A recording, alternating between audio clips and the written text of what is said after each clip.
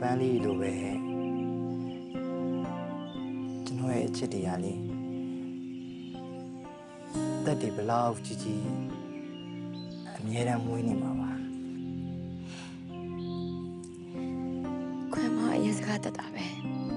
ကြပြစီရလို့ရမှာ ကြပြားဆိုတာဟိုရင်မထဲကနေပြီးတော့ခံစားပြီးတော့စားရတဲ့အရာတစ်ခုလေးဟုတ်အဲ့လိုပဲကျွန်တော်ကလည်း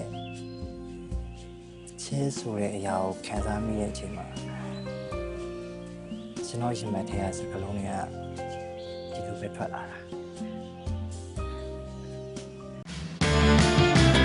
ယခုပြသနေသောအစီအစဉ်ကိုပြုံးပလေးတွင်လည်းပြန်လည်ကြည့်ရှုနိုင်ပါသည်